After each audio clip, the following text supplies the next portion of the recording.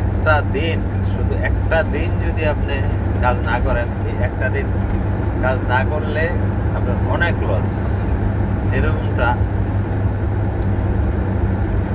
দেশে থাকতে বন্ধু বান্ধব নিয়ে ঘুরছি, খাইছি, মস্ত ফুর্তি করছি, আইসা বাবার ঘরে আইসা ঘুমাই গেছি, শেষ সময় শেষ।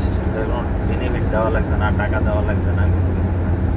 এখানে আপনার খানার টাকাও দিতে হবে, যে রুমে ঘুমেন ঘুমানোর জায়গার টাকা দিতে হবে। এর মাঝখানে আছে আরো যে এই দেশে যে থাকতেছেন এই সময়টার, এই একটা দিন সময়টার জন্য এইটারও একটা নির্দিষ্ট ফিস আছে, ওই ফিসটা দিতে হবে। তো এই কারণে বিদেশ আসলে সকলেই একটু সতর্ক হয়ে যায় বা কাজে যোগদান করে, যত কষ্টই থাকুক কাজ করতে হবে। তো বন্ধু বান্ধবের কথা মনে হইলে অন্তটা জলে, আর মনে মনে চিন্তা করি কি দিনটা কাটাইছি, সারাটা দিন ঘুরছি বন্ধু বান্ধব লইয়া, একটা টাকা কোনো ড্যামারিস নাই। আর এই জায়গায় বন্ধু বান্ধব লইয়া ঘুরমো দূরের কথা, যদি শরীরও অসুস্থ থাকে, যে আমার ভালো লাগতেছে না, যাবো না কাজে, অথচ একদম মাথার টেনশন আসে, আরে না গেলে তো আজকে খানার টাকা আছে, আবার আছে মালিকের যে কফিলের ফায়দা, মানে টাকা, কফিলের টাকা দিতে হবে, সব কিছু খরচ দিতে হবে, না গেলে তো লস। একদিনে 2 দিন টানবো, জায়গা কাজে জায়গা, আসলে কত যে পরিশ্রম কইরা টাকাটা উপার্জন করি, আর এই টাকাটা ফ্যামিলির মানুষদের মুখে হাসি ফোটানোর জন্য, স্বাদ আহ্লাদকে অনেক দূরে ফেলে দিয়ে এই কঠোর পরিশ্রমটা করতে হয়।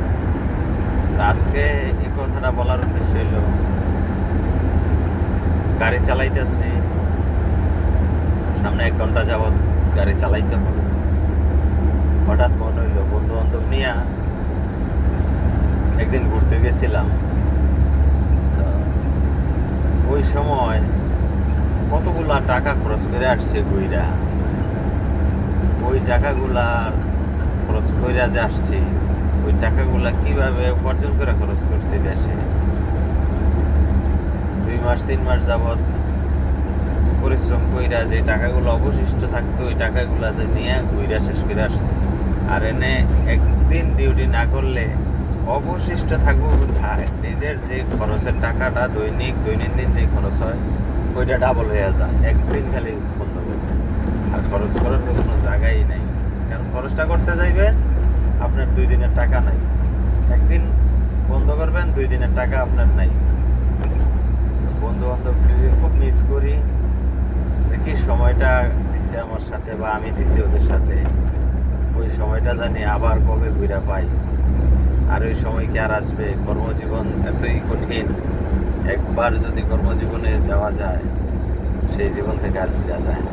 আর বিশেষ করে যারা একবার প্রবাসে আসে, এরপরে আর এই দিনগুলা ফিরে পাওয়া যায় না। গাড়ি চালাইতেছি আর সকল বন্ধুদের কথা খুব মনে পড়তেছে। আমি ওই সকল বন্ধুদের উদ্দেশ্যে একটু কথা বলি, আসি ক্যামেরার সামনে, আইসা একটু কথা বলি।